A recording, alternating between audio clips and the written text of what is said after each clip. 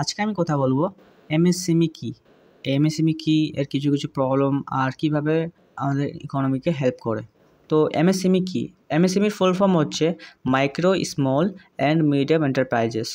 MSME হলো একটা টাইপের বিজনেস যেখানে ছোট কোম্পানি বা মধ্যম যে পরিমাণ যেসব কোম্পানিগুলো থাকে ওদেরকে ওরা থাকে। এদের সাইজ, ইনভেস্টমেন্ট আর টার্নওভার অনুযায়ী এদের ক্লাসিফিকেশন করা হয়। ইন্ডিয়াতে এমএসএমই সেক্টর খুব ইম্পর্টেন্ট, কারণ এটা এমপ্লয়মেন্ট বাড়ায়, ইকোনমিক গ্রো করে, আর লোকাল লেভেলে অনেক যে ইন্ডাস্ট্রিয়াল ডেভেলপমেন্ট করে, অনেক ফ্যাক্টরি ওপেন করে।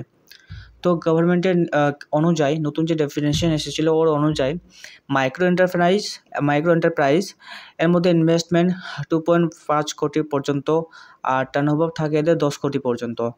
তারপরে থাকে আমাদের স্মল এন্টারপ্রাইজেস, এর মধ্যে ইনভেস্টমেন্ট 25 কোটি পর্যন্ত হয় আর টার্নওভার থাকে 100 কোটি পর্যন্ত।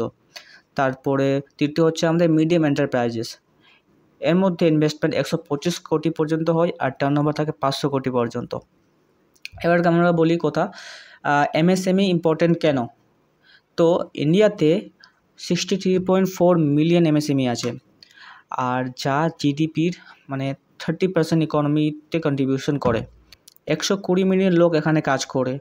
রুরাল আর আরবান দুটো এরিয়াতে ডেভেলপমেন্টেই এক্সপোর্ট বানাতে হেল্প করে আর লোকাল ইকোনমিকে ডেভেলপ করে।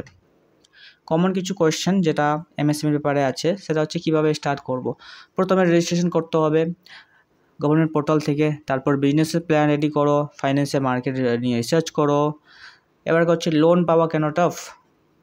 তো ব্যাংক অনেক সময় কোলাটেরাল ডিমান্ড করে এবং হাই ইন্টারেস্ট রাখতে পারে, কিন্তু গভর্নমেন্ট যে স্কিম থাকে যেরকম মুদ্রা, সিডিএমএসসি দিয়ে সহজে হেল্প করা যায়, সহজে এটাকে পাওয়া যায়।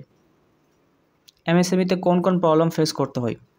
ফাইন্যান্স স্টোরেজ, লো টেক ইউজ, টেকনোলজির কম ইউজ, তারপর মার্কেটে প্রচণ্ড কম্পিটিশন থাকা, ম্যান পাওয়ারের কমি, লেবারের কমি। এগুলোর সলিউশন সরকারি যেসব স্কিমগুলো থাকে এসব হচ্ছে ওসবের সলিউশন।